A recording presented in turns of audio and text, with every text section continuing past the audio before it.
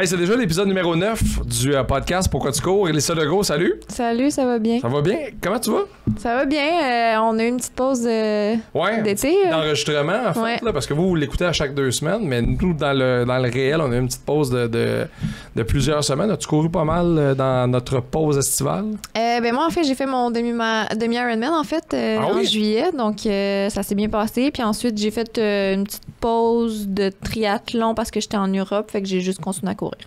T'es allée aux Jeux Olympiques? Pour ma soeur, oui. Pour ta soeur. Ouais. Explique-nous, qu'est-ce que tu faisais là-bas? J'étais spectatrice. OK, ma soeur a participé au triathlon. Dans le fond, c'est la représentante canadienne. Wow! Oui, fait que c'est une expérience de fou. On est arrivé 2h30 d'avance, le départ, pour être sur la première ligne. Parce qu'on s'entend que le triathlon, il n'y a pas beaucoup de sports que tu peux... Est-ce que c'est eux qui étaient appelés à nager dans la Seine? Oui. Puis là, finalement, l'eau était pas assez belle? Puis... Ben, ça a eu lieu. C'est juste que l'épreuve des gars a été reportée d'une journée. OK. Donc, nous, en fait, on a vu l'épreuve des femmes que ma soeur était dedans. Okay. Puis ensuite, ils ont fait l'épreuve des hommes directement après. C'était censé être 2 jours différents. OK. C'est bien reçu comment par les athlètes, cette nouvelle-là, de faire comme l'endroit où on t'envoie nager? On a mis des milliards pour la ranger, mais c'est pas prête? Ben, en fait, les athlètes, de ce qu'on entendait, c'était qu'ils sont habitués à pire des fois, là. OK. Fait que pour eux, je pense que ça les inquiétait pas trop. Il y avait l'aspect, par contre, qu'il y avait beaucoup de courant dans la Seine. Là. On a vu des vidéos sur Instagram. Là, quand ils revenaient face au courant, ils faisaient du surplace. Puis ces athlètes performants, là, ils avancent très rapidement. Là, donc, c'est pour dire que le courant était vraiment très fort. Puis post-jeu, ta soeur a vécu ça comment, mettons, là, quand tu lui parles après? Oui. Elle est assez positive. Elle veut refaire un cycle olympique aussi, donc je pense que ça la motive. Okay. Elle a beaucoup appris aussi. Là, il y a eu une chute à vélo en avant d'elle, fait que ça l'a comme séparé du peloton dans lequel elle était. Fait que c'est sûr que je pense qu'elle va comme avoir une petite flamme de comme vouloir faire mieux pour les prochains. Puis en même temps, eux, en triathlon, c'est que leur finale de championnat du monde, si je peux dire, est à l'automne. Fait que c'est comme pas fini la saison. OK. Donc, elle continue, puis elle a eu quelques journées, une semaine plus tranquille, si je peux dire, d'entraînement, mais là, elle est repartie pour de bon. Là. Puis globalement, la ville a l'air de quoi, mettons, pendant les Jeux? Est-ce qu'il y a Paris, puis il y a les Jeux, ou c'est les Jeux partout? Non, honnêtement, en fait, moi, je me rappelais pas, j'étais allée à Paris, ça fait plusieurs années, mais la marraine de ma soeur qui était avec nous, c'est une habitude de Paris, puis elle disait... Il n'y a pas une auto qui se promène. Tout est super tranquille. Les Parisiens sont sortis de la ville. Fait que c'était super tranquille. Les Parisiens sont partis? Oui, il y avait beaucoup de Parisiens qui sortaient. Je pense qu'il y en a beaucoup qui louaient leur appartement pour faire de l'argent. Il y en a beaucoup qui ne voulaient pas être pris dans une masse de personnes. Donc, au niveau en dehors, mettons, des installations olympiques, c'était très tranquille. Mais sur la place, là, mettons, en triathlon, tu avais des spectateurs sur les statues. T'avais une masse de personnes qui encourageaient, donc l'ambiance était folle. Ça devait être écœurant, pour vrai. Puis c'est tellement une ville spéciale, Paris. Puis on les a critiqués beaucoup, je pense, mais je suis content de parler à quelqu'un qui était là pour voir sur place la ville a l'air de quoi. D'avoir une ambiance vraiment, vraiment spéciale. As-tu eu accès au village canadien? Oui, je suis allée, après la course à Masson, on est allé là. Puis, c'est comment là-bas quand t'arrives? Honnêtement, je me retourne, puis il y avait une fille avec sa médaille d'argent dans le cou. Fait que ça surprend, puis tu vois une médaille olympique en vrai, fait que ça, c'est cool. Puis après, c'est juste très... on dirait que c'est à l'image du Canada, c'est très accueillant. Ouais, c'est ça. C'est super... on dirait que c'est la maison du Canada aux Jeux olympiques, mais ça reste très... pas familial, mais friendly, si je peux dire. Fait que c'était cool. Puis il y avait la boutique Lululemon là, que tu pouvais aller magasiner. Il y avait la nourriture, puis les athlètes pouvaient venir là puis rencontrer leur famille. As-tu été voir d'autres épreuves à part le triathlon? Non, malheureusement, j'ai été là 36 heures. Donc, c'est in and out, là. Oui, c'est ça. Moi, je suis allée personnellement à Londres avant, mais on est resté 36 heures sur Paris, puis on a vu la course des femmes, des hommes, puis on partait le lendemain. Quelle belle expérience. Oui, vraiment. Permettez-moi de remercier les gens qui nous aident à faire ce podcast-là. Pourquoi tu cours? Les équipements audiovisuels nous proviennent de chez nos amis de chez Best Buy. Les micros, caméras, tout ça. Vous voulez vous partir en photo, en podcast, en peu importe, ils ont de tout là-bas vraiment pour ça. C'est assez simple. Simplement vous rendre sur leur site web ou directement en magasin. Et le mobilier du studio de la Commission athlétique est fourni par nos amis de JC Perrault que je salue. Et eux embrassent beaucoup la performance et le développement des jeunes à travers justement le sport et la persévérance scolaire. En louant des glaces au complexe JC Perrault à Saint-Roch-la-Chigan, vous aider justement à contribuer à l'OBNL qui met des sous dans faire la promotion, de mettre des gens le plus possible dans le sport, les faire bouger. Je trouve ça beau, puis je trouve ça important. De plus en plus de monde alentour de nous, je pense, en sont conscients présentement. Puis tu sais, j'ai vu, puis c'est jamais de lancer la pierre à personne, là, mais j'ai j'ai vu des trucs pendant les vacances où tu fais comme... On dirait qu'on est à deux extrêmes. On dirait qu'il y a comme des gens comme vraiment, vraiment, vraiment en forme, puis des gens vraiment, vraiment à l'autre bout du spectre ou à peu près. Puis, tu sais, fais à ta tête, c'est à toi les oreilles, là, comme disait mon grand-père, mais on s'en va vers convaincre de plus en plus de gens de bouger, de l'importance des saines habitudes de vie, sans être nécessairement Michael Phelps là, ou un athlète de très, très haut niveau, juste d'en faire un minimum. Puis le marathon est excellent pour ça, justement, pour en faire la promotion. Tu sais, le 5 km, le 1 km avec les enfants, ça va vraiment être un super bel événement. Ton chum fait son premier marathon? Oui, il s'est entraîné fort. Puis ça fait longtemps qu'il a décidé qu'il voulait faire son premier marathon à Montréal. Presque un an d'avance, en fait. Là. Fait que ça fait longtemps qu'il se prépare. Fait que je suis fière de lui juste pour tout. Il a pas manqué un entraînement. Très bon. Sauf récemment parce qu'on pense qu'il y a eu la COVID en revenant d'Europe, là, mais en tout cas, sinon, il n'y en avait pas manqué un. On va parler de préparation mentale aujourd'hui et de performance mentale. Présente-nous tout de suite l'invité qu'on va recevoir dans les prochaines minutes parce que tu as fait appel à ses services. Oui, Camille Charbonneau, en fait, j'ai commencé à travailler avec elle, ça fait déjà plusieurs années, puis elle m'avait beaucoup aidée dans mes débuts parce que, comme on aime ça dire, les athlètes sont très perfectionnistes, puis Camille, elle en parle beaucoup justement que c'est un trait de personnalité qu'on voit beaucoup chez les athlètes. Donc, d'apprendre à travailler ton perfectionnisme, puis d'apprécier aussi que c'est pas tout noir et blanc. Puis moi, elle m'avait beaucoup aidé justement à prendre conscience de plusieurs affaires. Puis honnêtement, j'invite vraiment les gens à travailler avec quelqu'un au niveau mental. Tu sais, t'as un coach pour le physique, t'as un nutritionniste, tu sais, t'as plein de personnes qui t'entourent, mais je pense qu'on oublie des fois le mental. Puis tout dépendant de l'épreuve, mais même si c'est un 5 km, t'es dans ta tête pendant 5 km, puis des fois, c'est important d'avoir des outils repères, pour t'aider à traverser, parce que la course à pied, peu importe le sport que tu fais, c'est très difficile. La tête est souvent sollicitée. Plus qu'on le pense, ça va être super intéressant. C'est notre invité cette semaine, Camille Charbonneau. Pourquoi tu cours? Voici Max Lalonde et Élissa Legault, présentés par le Marathon Beneva de Montréal. Camille Charbonneau, salut!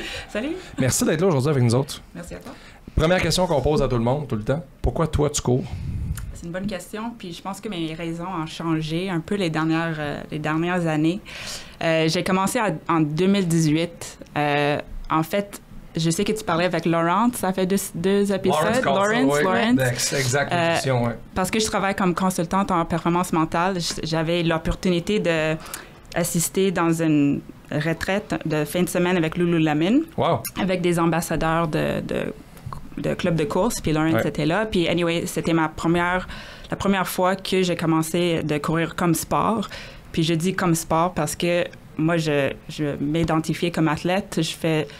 J'ai joué au rugby pendant 10 ans, basket, puis c'est sûr que tu cours. Oui, tu cours. Donc, mais c'est pas l'activité première. Exact. C'est ça. Donc, dans cette fin de semaine-là, j'étais vraiment peur de courir avec tous les ambassadeurs, mais ils étaient très amicables, puis gentils, puis sportifs, puis on avait fait des 5 km, puis même, je pense, des 10 km, puis c'était vraiment du fun. Puis c'était ce week-end-là que j'ai dit, peut-être c'est le fun de juste courir. C'est sûr qu'on était à Mont-Tremblant, dans la forêt, c'était nice. Mais c'est dans 2018 que j'ai commencé, puis j'ai rencontré plein de gens de ce week-end-là, puis j'ai créé plein d'amis, puis une de les filles m'a challengé de faire un demi-marathon. Donc, cette semaine... On est venu piquer l'athlète. Oui, exact. Donc là, le fin de semaine, c'était en octobre, puis elle m'a dit, je te challenge de faire le demi, le printemps, c'est quoi? C'est en avril, je pense. Scotia. Oui, exact. Scotiabank, quoi. Donc là, ça donne combien de mois? Comme... 7 peut-être? 7, ouais. Anyway, j'ai dit « challenge accepted ». Donc, j'ai embarqué dedans, mais c'était toujours on the side. En ce temps-là, j'étais dans le bodybuilding, puis là, j'ai switché à haltérophilie. Donc, pour moi, le course était toujours on the side, puis moi, j'ai dit « je vais être jamais un runner ». C'était toujours juste un challenge. Donc là, j'avais suivi un programme pour faire le demi. J'avais fait le demi. J'ai bien exécuté ça, puis j'ai dit, c'est la dernière fois que je fais un demi. Parce que courir 2 heures, là, c'est pas mon affaire. Moi, je veux prendre 3 heures dans le gym, cool. Peut-être si je cours vite comme Elissa, ça va prendre moins de temps. Mais dans 2018, j'ai dit, OK, le DAMI, c'est cool, mais je vais juste courir pour l'aspect social, pour rencontrer des gens. Puis j'ai commencé à courir avec Mile and Miles en 2018, on the side encore. Puis fast forward, j'étais enceinte, ça fait 2 ans. Là, ma fille est 20 mois. Oui, oui. Puis j'avais essayé de recommencer la haltérophilie, mais c'était juste trop difficile. Ouais. Puis pour moi, la course est plus facile. C'est moins de temps pour moi d'entraîner. C'est plus facile de juste aller prendre mes souliers puis aller courir. Parce que sinon, l'entraînement, d'aller au gym, entraîner 2 heures, venir, c'est comme 3 heures de ma journée. Ouais. Donc, ce temps-ci, je cours pour mon santé mentale, pour bouger, parce que une grosse partie de mon identité, c'est un athlète de bouger. Ah oui. Puis aussi de trouver cette structure que j'ai manquée les dernières 2 années. Parce que je suis vraiment quelqu'un qui aime les objectifs, qui aime les challenges, aime la structure, puis... Des enfants, c'est fou ce que ça fait. Oui. C'est malade ce que ça vient changer. Là, c'est plus toi qui décides de ton horaire, c'est eux qui font ton horaire, puis après ça, tu bouges les affaires dedans. Oui, puis j'avais fait le demi...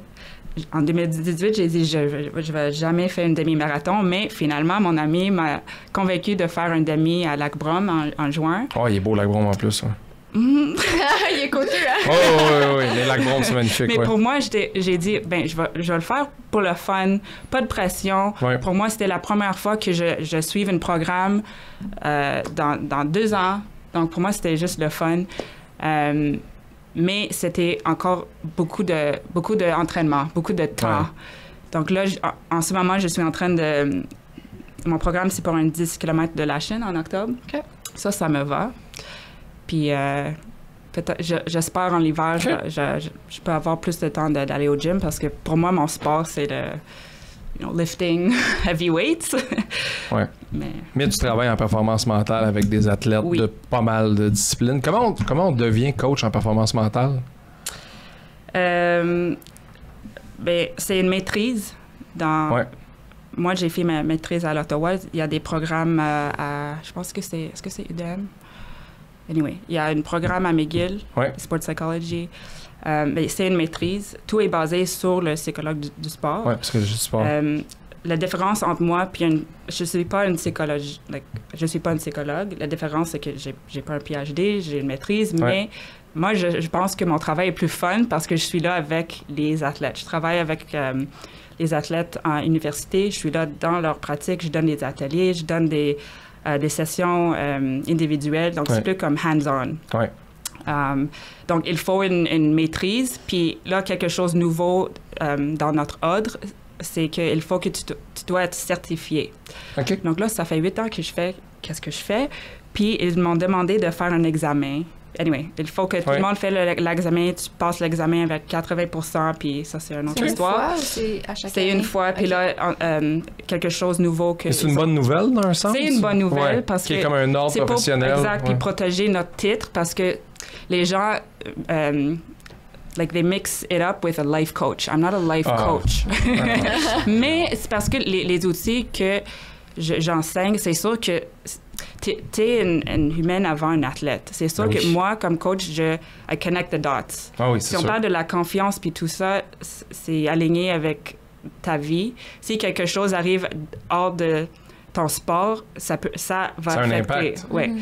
Donc, tu peux dire que comme un life coach, tu peux avoir ce certificat online. Là, pour être un consultant certifié en performance mentale, il faut une maîtrise, une certification comme... Oui, puis c'est ça, il y a des études là-dedans. Là. C'est pas juste de partir des stories Instagram en disant « Allô, la gang ». Là. C'est pas... Mais je les déteste. Mais non, mais puis on fera pas leur procès aujourd'hui, mais c'est parce que c'est important le travail que tu fais. parce qu'on en a de plus en plus de besoin, parce qu'on dirait que les athlètes l'ont de plus en plus difficile, parce que c'est tough aujourd'hui conjuguer justement l'entraînement à la vie. Là. Puis il y en a qui, même après leur carrière d'athlète, veulent continuer à être en forme. Puis là, après ça, comment tu fais pour, mettons, tu sais, à 40 ans, comment je fais pour être un bon papa, un bon chum, pour rester en forme, pour faire mes activités, pour avoir du fun, pour être performant dans ce que je fais? C'est dur, cette partie-là. Fait que quand tu l'amènes dans la cour des athlètes de haut niveau, ça doit être encore pire. Qu'est-ce qui t'a intéressé à la base, mettons, dans traiter ça, là, ce qui se passe ici? Bien, quand on parle de les athlètes de niveau haut, ou même beaucoup de les athlètes que je travaille avec, puis moi, I'm included in this, ils sont perfectionnistes. Ben c'est oui. soit blanc ou noir. Puis là, c'est... Tu le connais? Puis, that's what gets us in the spiral. Parce qu'on a des expectations, c'est dur à gérer des erreurs, quand des choses arrivent que that we don't prepare for. This is when we get into the problem. So, à la base, c'est de aussi avoir une mindset d'être plus gris, puis non perfectionniste, puis OK, oui, je vais préparer pour ça, mais comme si mon gel marche pas ou si ça commence à être trop humide, ben je vais break down. So, donc, les athlètes les plus the most successful athletes are resilient to all this. And ça c'est dans la ça. tête. Est-ce que ça s'apprend à devenir résilient?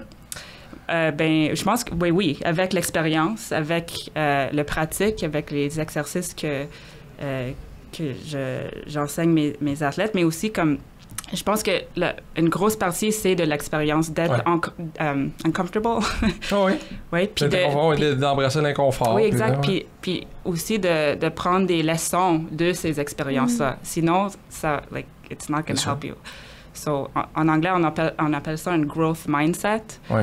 Ça veut dire qu'il n'y a pas d'échec, c'est juste des expériences. Ah oui. Apprendre de l'expérience, puis de savoir aussi que ça peut juste être utile pour la prochaine compétition, course, etc. Là. Parce que beaucoup d'athlètes expect perfect every time. Tous les entraînements, tous les courses, ben, c'est pas réaliste. Donc, c'est sûr que you shoot yourself in the foot because you're going to get disappointed. So. Ouais, moi, avant ma blessure à l'automne, j'avais de la misère justement à accepter qu'un entraînement pouvait mal aller parce que dans ma tête, s'il se passait mal, ben j'allais mal faire à ma prochaine compétition. Puis j'étais incapable de juste apprécier le processus day by day. Puis, en fond, c'est ça, j'ai travaillé avec Camille pendant un bout, puis j'avais beaucoup apprécié justement, on essayait de sortir de ma tête, puis de plus observer autour de moi, puis d'accepter un peu, tu sais, juste ce que moi je ressentais versus d'être focusé à, OK, il faut que je cours à 3 minutes 21 du kilomètre. Ouais. Mais est-ce que tu avais commencé à coacher des athlètes à ce moment-là ou t'étais... OK, c'est ça. Parce que je me demandais c'est comment pour une coach d'être coachée. Mais en même temps, je pourrais pas m'auto-coacher parce que j'ai pas cette sagesse-là avec moi-même. Je suis capable de le faire sur quelqu'un, mais sur moi-même, je suis encore trop difficile. Parce que ça prend un profil comme le tien pour accompagner des athlètes là-dedans. Tu sais, il y a une façon de parler. Ils doivent tous être différents. Ils doivent tous avoir une façon de se faire, je vais dire diagnostiquer différente, mais tu n'échanges pas pareillement avec tout le monde. Bien, mon rôle, c'est d'écouter puis to make you reflect deeper. Ouais. Parce que tout le monde, on sait les réponses, mais on ne sait pas les questions. Puis mon rôle, c'est de te demander les questions qui te donnent les réponses, puis aussi de donner des outils et stratégies. Je pense que ça doit arriver aussi qu'il y a des gens, justement, tu les fais réfléchir, puis la rencontre d'après, « Ah, Camille, j'ai pensé à ça! » Puis là, ça déboule. Oui. C'est pas juste sur comme la rencontre précise. Là. Fait que... on essaie de trouver les moments aha, like aha moments. Puis ça arrive avec la discussion, avec to challenge your way of thinking. Dans le fond, il faut que tu changes ton perspective. La façon que tu penses, puis your beliefs. Parce que si tu crois que les erreurs sont mauvais, puis ça, c'est... je peux te donner tous les outils dans le monde, mais si toujours ton perspective puis tes pensées, c'est la même, ça fait rien. Donc, mon rôle aussi, c'est de ne pas juger. Ouais. Tout le monde a ses propres challenges puis histoires. Est-ce que les athlètes viennent plus facilement vers les mental performance coach aujourd'hui qu'avant? Parce qu'il y a beaucoup de tabous, tu sais, puis tu vas pas chercher personne dans la mesure où tu te promènes pas sérieux avec une pancarte en disant « Engagez-moi, il faut que les athlètes t'appellent ». Est-ce que c'est dur? Est-ce que c'est encore réel aujourd'hui? Moi, j'ai pas besoin de ça, là. C'est dur. C'est sûr que dans les dernières 8 années, j'ai vu que ça développe, ça change. Puis j'aime les Olympiques parce que chaque Olympique, les athlètes parlent plus de leur santé mentale, puis le support au niveau de mindset. Puis pour moi, ça aide parce que quand ça arrive, moi, j'ai plus d'appels. C'est sûr. Mais oui, c'est difficile. Je travaille pour moi-même. Puis c'est moi qui il faut que je cherche des clients qui ont besoin de moi. Puis c'est sûr qu'il y a des athlètes ou des coachs qui ont un mindset que j'ai pas besoin de ça, c'est pas important. Donc c'est mon rôle aussi d'éduquer. C'est sûr. Puis c'est ça que je fais je travaille avec des équipes à l'université. Donc je donne des ateliers. Puis les premiers ateliers, c'est plus éducation. Pourquoi on travaille le mindset? Pourquoi c'est important? Puis c'est sûr que les 30 athlètes dans l'atelier va pas... they're not going to all buy in. Non, c'est sûr. L'objectif, c'est au moins un autre. Mais c'est sûr que... Tu vas rapporter les autres après. Puis... Oui, bien... Donc, les athlètes dans une équipe, ils sont forcés d'être dans l'atelier. Donc, c'est sûr qu'il y a toujours des athlètes qui ne veulent pas faire ça, c'est correct. Mais il y a toujours aussi des athlètes qui sont vraiment intéressants. Puis, ces équipes-là sont chanceux qu'ils ont le support de moi parce que les athlètes ne payent pas. C'est l'université qui paye. Donc, ça, c'est très cool. Il y a beaucoup de peur aussi là-dedans, j'imagine. De peur d'avoir à s'ouvrir, peur d'avoir à raconter des affaires, peur d'avoir à... Bien, mes sessions sont toujours confidentielles. Ouais. Donc, quand on commence à parler, ça... Non, c'est sûr. C'est correct, mais... Des fois, les gens ont peur que c'est un signe de faiblesse. Oui, je comprends. Okay. D'aller voir quelqu'un mental. C'est sûr qu'au niveau performance, des fois, c'est peut-être un peu mieux vu qu'aller voir un psychologue parce que tu as l'impression que quand tu vois un psychologue, c'est parce que nécessairement tu vas pas bien. Ouais, c'est ça. Mais j'ai appris dans la dernière année que tu vas bien ou non. Moi, je pense que c'est important d'être encadré au niveau mental. D'avoir un avis extérieur. Puis ça aide si le coach a un mindset comme ça. Puis parce qu'après, les athlètes vont suivre cette mindset que, OK, Camille est là pour me supporter, même si soit négatif ou positif, je suis là pour donner cette mental edge. Parce que oui, c'est vrai que les athlètes ont peur que c'est comme une faiblesse. Puis peut-être si je parle avec Camille, le coach va savoir, puis je vais être sur le banc. Peut-être. Mais c'est vraiment de plus en plus démocratisé. Puis aujourd'hui, il y a tellement d'initiatives, Belle Cause pour la cause, des journées pour la santé mentale, on le met beaucoup de l'avant. Il y a beaucoup plus d'athlètes qui en parlent, qui en parlaient, qui sont vocales à propos de ça. Tu sais, pour les gens qui nous écoutent puis qui se demandent qu'est-ce que tu fais dans le réel puis dans le concret, là, mettons quand tu commences à travailler avec un athlète, c'est quoi le day-to-day de ta job, mettons? De ma job. OK. Ben, des courriels. Non. Dans une session individuelle, quand je rencontre quelqu'un pour la première fois, c'est juste to understand their story. Ouais.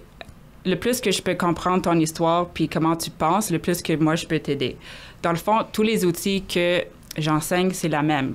Okay. Même si tu es musicienne ou dans le business comme CEO, c'est toujours les mêmes outils. Mais moi, il faut que je comprenne comment tu penses, c'est quoi tes perspectives.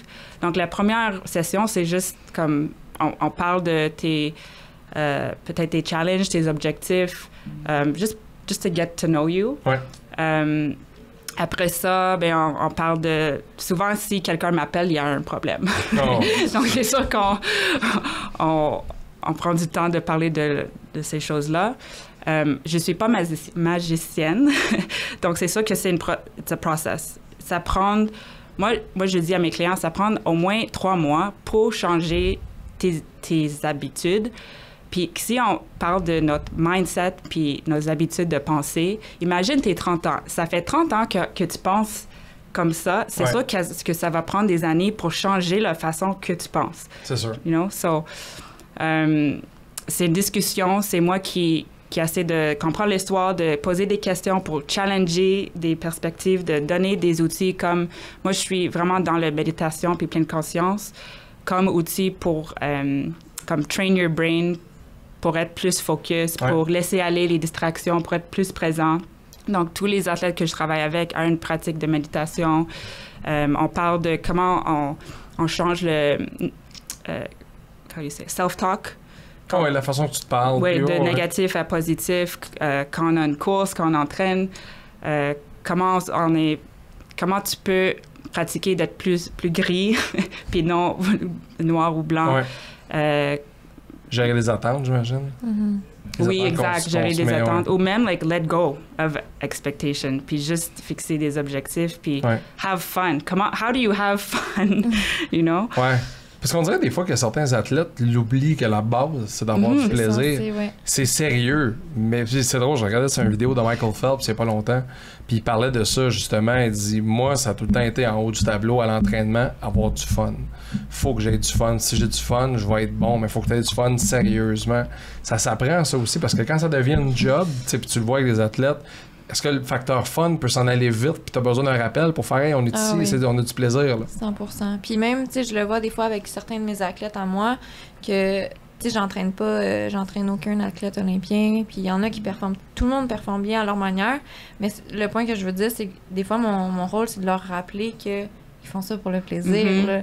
Ils se donnent tellement de pression, puis je peux comprendre en même temps parce qu'ils mettent beaucoup d'investissement de temps dans leur pratique, puis ça devient que ça les tient vraiment à cœur, mais au final, si t'es pas capable d'être heureux, ça fonctionnera pas. Là. Fait que je pense puis ça, it shows in the race. You have to have fun. Oui, il faut. Donc, la plupart de mes discussions avec les athlètes élites, c'est quoi, what's your why again? C'est quoi, quoi le gros objectif encore? Parce que, oui, t'es pas payé pour ça. Même si t'es payé, like, you have to have fun. So, oui, il y a des fois qu'il faut que I have to bring them back. Puis, oui, c'est des conversations difficiles, mais, they're needed. À quel point ça peut aller loin dans le...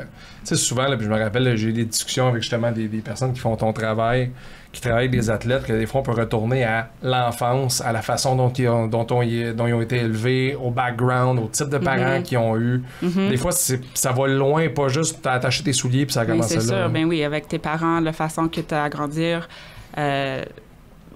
c'est sûr que c'est important pour moi d'apprendre cette histoire, mais je suis pas psychologue puis je suis pas équipée de discuter ces détails avec eux. Mais c'est vraiment important. Ça fait partie de nos discussions, mais pas... Like, it doesn't take all of the discussion. Mais c'est important de savoir de où ça vient, parce que ça... Quand when we understand that, just that itself can help. Ah, c'est sûr. Puis je travaille avec des athlètes, des musiciens qui voient un psychologue ou un thérapeute et moi, puis dit que on travaille bien ensemble. Avec des musiciens aussi? Oui. Qu'est-ce qui est plus difficile à traiter, des athlètes ou des musiciens? Ben, je vais dire des musiciens juste à cause que moi, je suis pas musicienne. Donc, je connecte plus avec les athlètes, mais c'est quand même les mêmes choses. Avec les musiciens, c'est vraiment autour de l'anxiété de performance. Puis, dans le fond, c'est leur d'être musicien puis payer pour, c'est vraiment dur. C'est très dur. Puis en plus c'est plus tabou. Toutes ces choses mindset avec la musique. C'est vrai qu'on n'en entend pas beaucoup parler au niveau des artistes, des musiciens. Il y a beaucoup d'inquiétudes. L'aspect mental. C'est dur de gagner sa vie comme athlète, mais c'est dur de gagner sa vie comme musicien également. Tu sais. Je pense que c'est plus dur. Puis je veux pas lancer le débat aujourd'hui. Je pense que c'est plus dur comme athlète. Je sais pas. J'allais dire musicien. Mais ça doit dépendre aussi du type de sport que tu fais. Ben, c'est ça. Ouais. Fait que ça doit être très difficile dans les deux cas, là. Oui, mais c'est intéressant, c'est toujours intéressant pour moi pour juste apprendre de les musiciens, puis comment le cerveau fonctionne. Mais dans le fond, comme j'ai dit avant, c'est toujours les mêmes mental skills. So. Qu'est-ce qui t'intéresse des coureurs, mettons, ou de cette discipline-là, de la course? Puis comment tu travailles avec des coureurs? Qu'est-ce qui m'intéresse? Ben, qu'est-ce qui m'intéresse, c'est je comprends pas comment quelqu'un peut courir plus que 2 heures. Comme t'es dans ta tête pour des heures. Donc, j'aide quelques coureurs, mais les athlètes que j'aide le plus, c'est plus les sports en équipe, comme soccer, hockey. Mais parce que moi, je cours aussi, je peux connecter avec... les autres coureurs. Le sport individuel, le sport d'équipe, c'est 2 affaires différentes. Ça tourne vite là, dans le sport individuel. Là. Puis je trouve que quand tu es tout seul, c'est plus facile peut-être to be hard on yourself and to get stuck in your head. Oui. Oui, parce que t'es la seule personne à blâmer si ça va pas bien. Puis aussi, tu cours longtemps aussi. Ben, ça dépend après quelle distance, là, mais tu peux courir longtemps puis dire « Ah, j'ai mal fait ça ». Puis un truc qu'on avait travaillé ensemble que j'ai gardé puis qui m'a beaucoup aidé, c'était de séparer ma course en segments puis me dire les pensées qui risquent d'arriver pendant certains segments de ma course. De le prévoir. Puis d'avoir une pensée plus positive, puis comment je pourrais changer, parce que c'est vrai que une fois que tu tombes dans le négatif, des fois, c'est dur de s'en sortir. C'est sûr. Fait que de toujours rappeler ou aussi de savoir que des fois, il y a des moments qui vont être difficiles, mais que ça peut toujours reprendre puis être plus positif, autant comment tu te sens physiquement que mentalement. C'est d'apprendre à se connaître beaucoup, tu sais. Puis je lisais un truc récemment sur genre, l'effet de la dopamine sur le cerveau dans le sport, puis apprendre à gérer ça. Puis il y a des gens qui gèrent mal l'excitation dans le sport, de la performance, puis que là, ils en font une bonne, puis là, ils sont convaincus que c'est réglé pour le restant de leur jour. Il doit y avoir ça aussi dans ton travail de tempérer le comment tu reçois tes résultats ou tes bons résultats. Tu sais, quand tu commences à être vraiment bon dans quelque chose. Oui, ben, dans le fond, c'est gérer l'expectation, gérer l'énergie. Moi, je pense que c'est important que, oui, si tu as réussi un objectif, c'est bon, mais it's not yourself, it's not your worth. Donc, c'est important de célébrer ce succès, mais your worth should not be on it. Whether it's a fail or success, that's when we get in trouble. Right? Puis, une discussion que je fais avec beaucoup des athlètes, c'est qu'est-ce que tu fais dehors du sport aussi? Parce que si c'est simplement ton identité, puis là, tu fais, whether you're doing good or bad, it's going to get hard because, I don't know how to explain that, but... On comprend, puis en même temps, tu sais, je le vois beaucoup avec mes athlètes, qu'ils mettent beaucoup d'importance sur la journée J, le résultat que ça va donner pour définir toute leur préparation, puis comment ça s'est passé, mais au final, c'est une journée. Il pourrait faire très chaud, il pourrait avoir beaucoup de vent, il pourrait, tu sais... Tu pourrais avoir une grosse mauvaise nouvelle la veille, puis ça va t'affecter. Fait que c'est important de pas juste mettre, comme tu dis, le résultat. Puis ça a l'air que c'est parce que we care what other people think about us. C'est ego. Ben oui, c'est normal. Yeah. Puis c'est normal, mais si c'est toujours ça, là, ça va être facile que c'est pas le fun. Si on fait des choses pour les autres personnes, on va arriver à un point que ça va être pas le fun. Puis donc, c'est vraiment important de trouver ton pourquoi, puis il faut que ça soit important pour toi. Puis c'est intéressant parce qu'il y a beaucoup d'athlètes que je parle avec, puis c'est normal we care what other people think, but it can't just... And now with Strava, social media, Instagram... On a parlé de ça, on a eu un épisode là-dessus sur la pression que... certaines personnes se mettent par rapport aux résultats des autres, puis les résultats de course, puis lui a fait tant, moi il faut que je fasse tant, puis se comparer toujours, ce qui est un peu naturel chez l'humain, je pense, mais ça se contrôle. Excuse-moi, vas-y. Je vais dire que c'est to compare du normal, puis si on compare, puis ça nous donne un boost, c'est correct, mais si ça vient avec des pensées négatives, là c'est une discussion. Mais c'est sûr que on suit des personnes sur Instagram, sur Strava, puis ça aide, ça nous motive, ça c'est correct. Mais donc it's a skill to know what's what.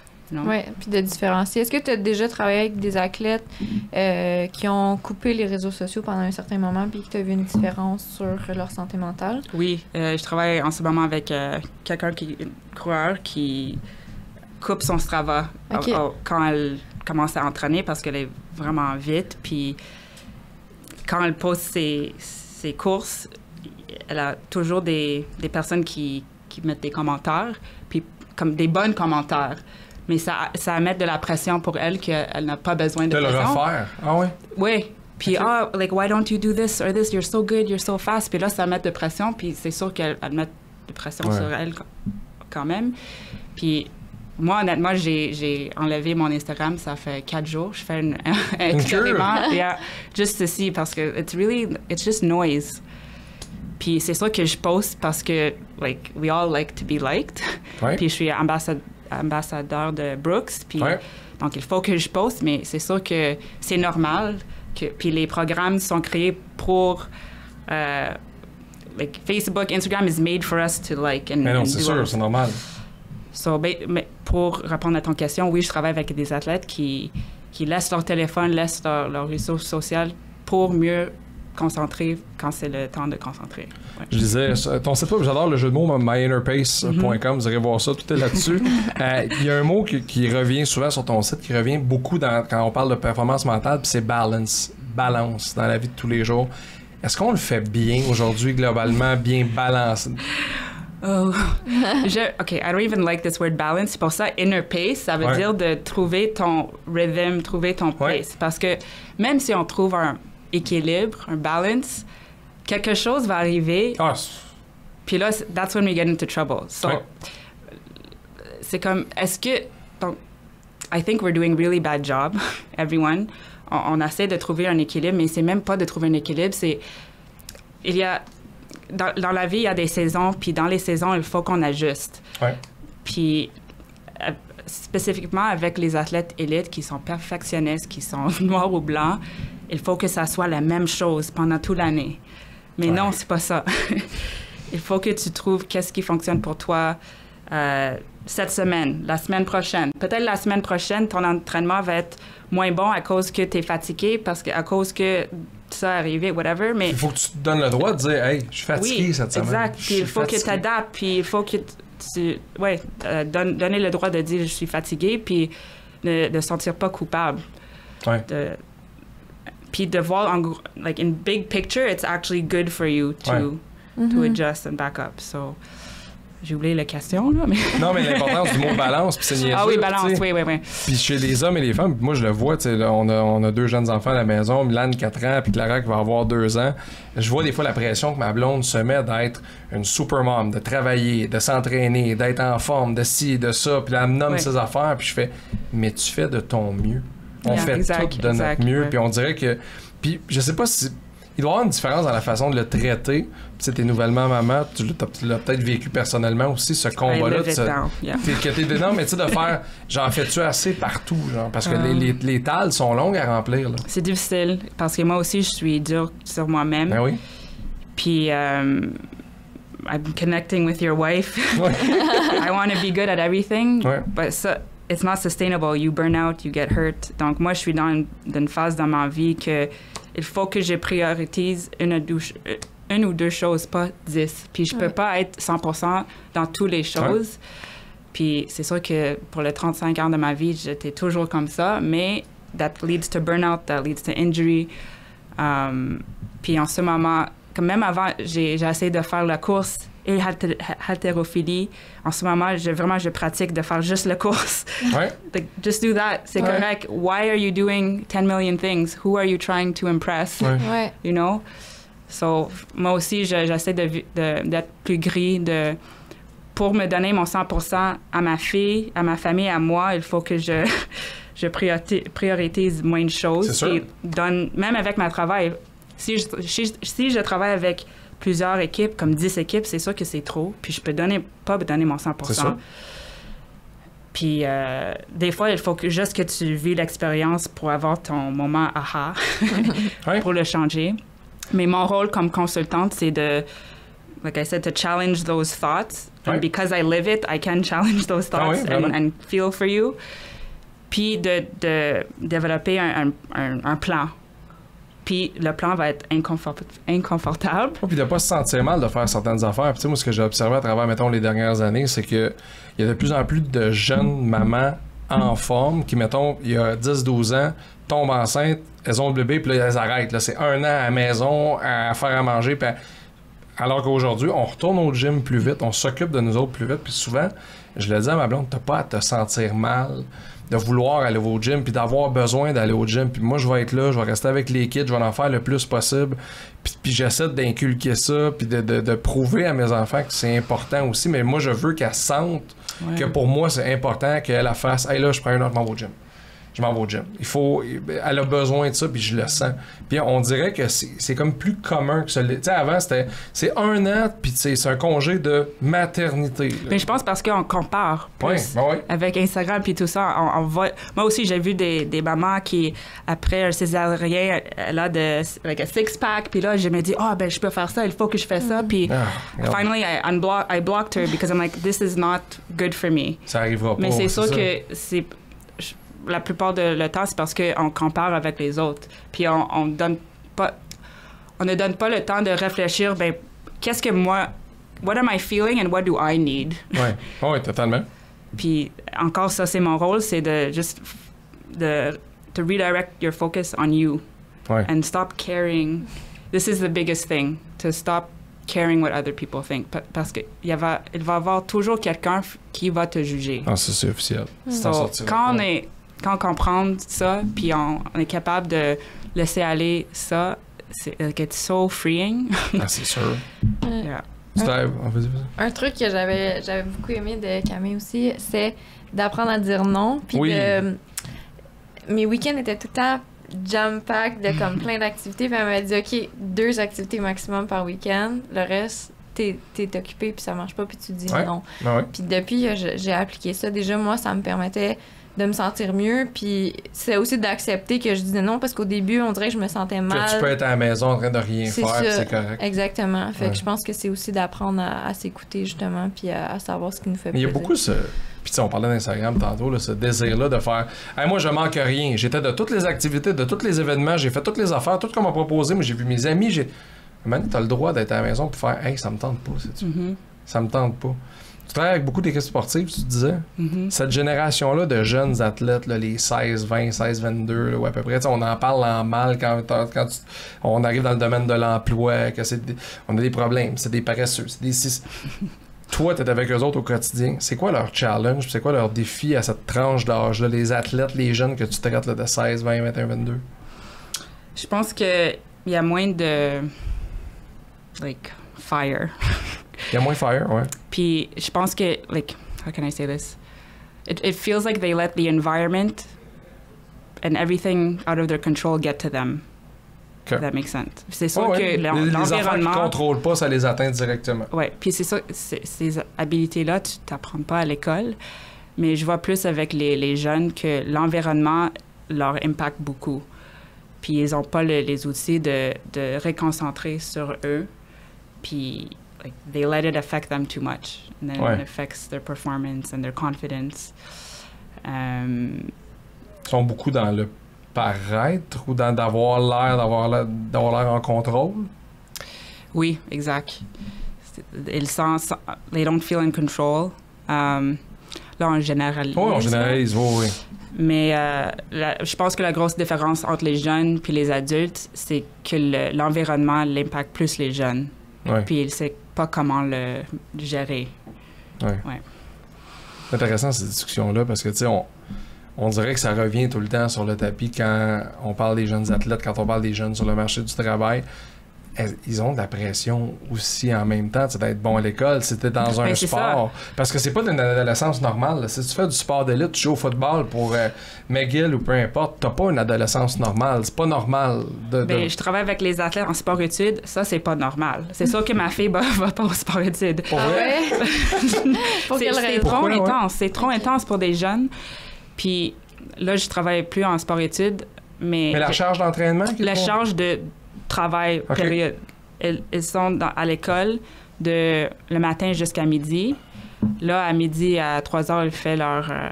la moitié de la journée, c'est l'école. L'autre moitié, c'est leur sport, mais plus intense. Donc, tu as plus d'heures pour ton sport. C'est pour ça que c'est sport-études. Mais ça veut dire que toutes les autres choses, les examens, toutes les autres choses à propos de l'école, c'est intense.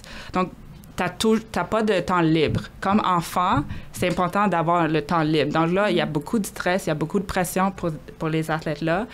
Puis souvent, quand je parle avec les athlètes qui sont plus jeunes, dans les sports-études, they're not having fun, so they want to quit. This is sad. This is what we don't want. We don't want kids to stop sport. Puis est-ce qu'à la base, ce sont des sports qu'ils aimaient quand ils ont commencé? C'est ça qui arrive. C'est parce que ça alimente, dans le fond, la surperformance. autant à l'école que dans le sport Yeah, parce que c'est comme condensé dans une période de temps, puis ils doivent arriver à faire l'école d'un élève normal, mais en moins de temps, puis en même temps s'entraîner pour leur sport. Pour un adulte, c'est difficile. Imagine pour un enfant. Un enfant. Ouais.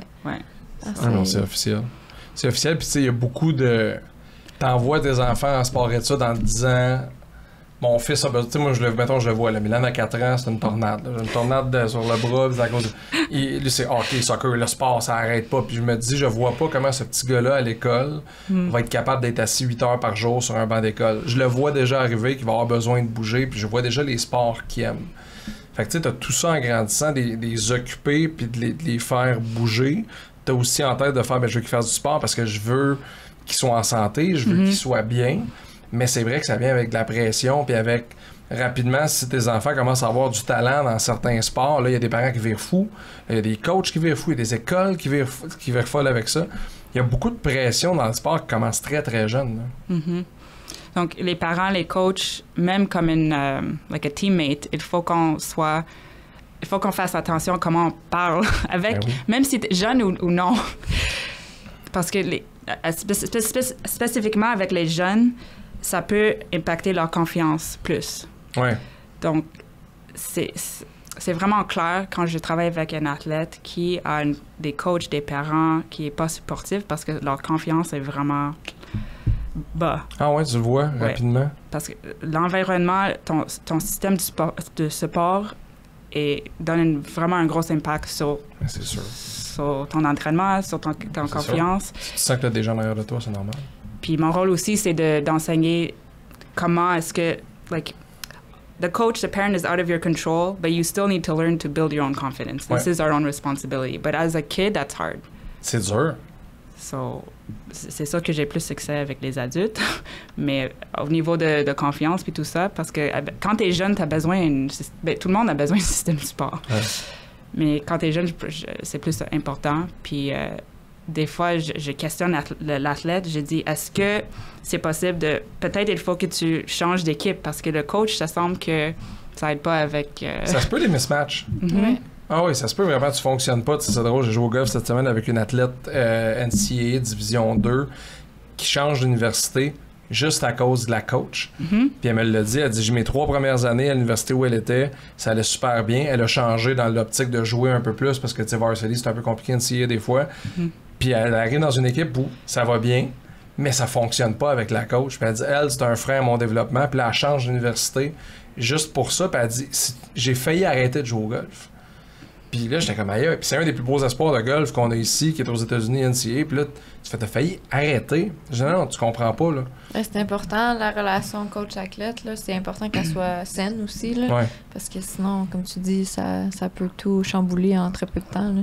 Ouais, absolument. Puis tu sais, c'est dans le développement, c'est qu'après ça, tu gardes pas un bon souvenir de ces années-là, parce que c'est beaucoup d'années dans une vie. Tu sais, quand vous vous mettez à suivre des athlètes dans vos domaines respectifs, vous faites les suivre pendant longtemps, puis t'es athlète pendant longtemps. Tu sais, dans le dernier épisode, on a reçu Kim Clavel. Kim a 33 ans, elle est dans la boxe depuis plus d'une quinzaine d'années. Quand elle va prendre sa retraite, ça va être 20-25 ans de sa vie. Là. La boxe, c'est énorme. Là. C'est énorme le temps que tu passes là-dedans. Faut que tu aies été heureux. Là.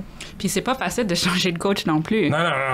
Moi, j'ai changé de coach plusieurs fois aussi, puis tu demandes how are people going to think? What is the coach going to think? Mais big picture, what's important again is you.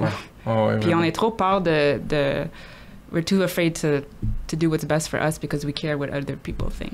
Le marathon s'en vient dans les prochaines semaines, à la fin du mois de septembre. Les gens qui écoutent ça, qui se préparent pour une épreuve comme celle-là, sont peut-être devant leur première grande épreuve, leur premier grand demi, leur premier full. T'as quoi à leur dire pour les aider, les quick tips mentales pour un événement comme celui-là?